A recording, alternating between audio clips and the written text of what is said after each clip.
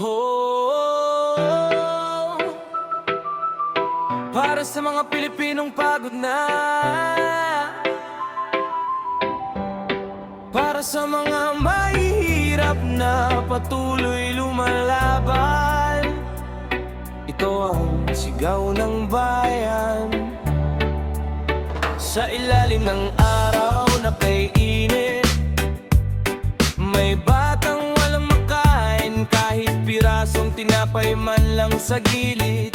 May inang puyat sa kakaisip kung paano pagkakasyahin ang perang kapos at gipit. Sa bawat kanto ng ating bayan, makikita mo ang hirap at kawalan, habang nasa telebisyon ng mga makapangyarihan. Nakangiti habang bayan ay unti-unting nilalamon ng kasakiman. Mga pangakong paulit-ulit, tuwing eleksyon ay lagi nilang sambit. Pero pag-upo sa trono ng kapangyarihan, mga tao'y tila nakakalimutan. Bawat buwis na pinaghirapan, dapat sana'y para sa mamamayan. Ngunit bakit parang bula na lang nawawala, habang mahihirap lalo pang lumuluha? Hanggang kailan tayo tatahimik? Hanggang kailan pipigil? Kung harap-harapan na tayong niloloko at bayan natin ay unti-unting nauupo.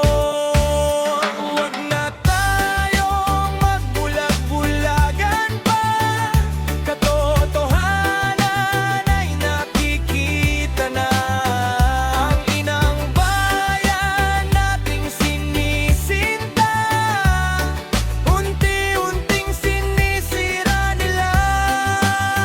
Habang may batang umiiyak sa gutom, may politiko namang pera ang naipon. Kabatang bayan na yung ninanakawan, habang Pilipino'y naghihirap at nasasaktan. Huwag na tayong matakot magsalita, karapatan nating lumaban para sa bansa. Kapag nagkaisa ang tinig ng masa, walang kurakot na mananatili pa.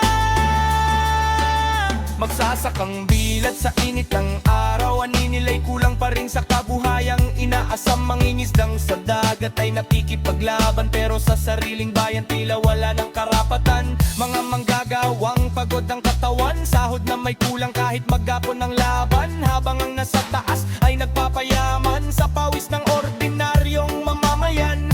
Kabataan ngayon litong-lito, kung may pag-asa pa sa mundong ito. Diploma'y hawak ngunit walang trabaho, pangarap ay unti-unting naglalaho. Mga ospital kulang sa gamot, mahihirap walang pambayad sa lunas at bakuna. Pero ang iba'y nagtatago ng milyon-milyon, habang bayan na maon sa problema at korupsyon. Hindi na sapat ang manahimik, hindi na pwedeng puro tiis. Kung mahal natin ang ating bayan, dapat katotohanan ay paglaban.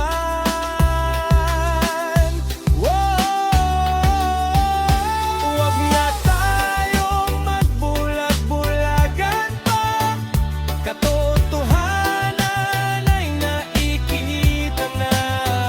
Ang inang bayan nating sinisinta, unti-unting sinisira nila.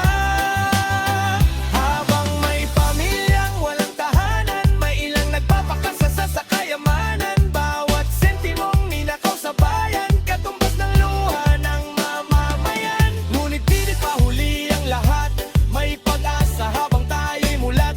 Kapag Pilipino'y sama-samang tumindig, kadiliman ay mapapalitan ng liwanag at pag-ibig. Hindi tayo ipinanganak para maging alipin, nakasinungalingan at pansariling hangarin. Ng bayan ay para sa mamamayan, hindi para sa iilang gahaman. Boses mo'y mahalaga, huwag matakot sumigaw, dahil ang pagbabago'y nagsisimula sa bawat galaw. Kapag nagkaisa ang puso't damdamin, kayang ibangon ang bansang minamahal natin. Alalahanin mo ang ating mga bayani, nagbuwis ng buhay para sa lahing hinahamak dati. Hindi sila lumaban para sa pansariling yaman.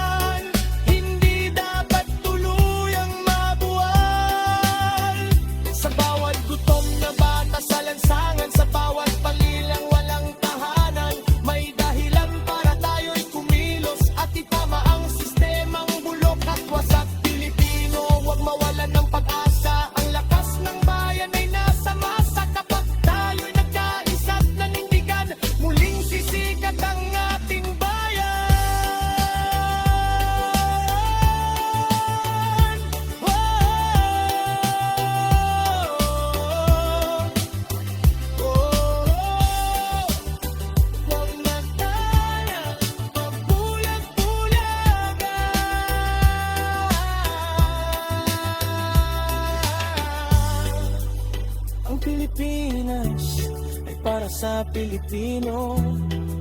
At ang tunay na pagbabago nagsisimula sa atin mismo.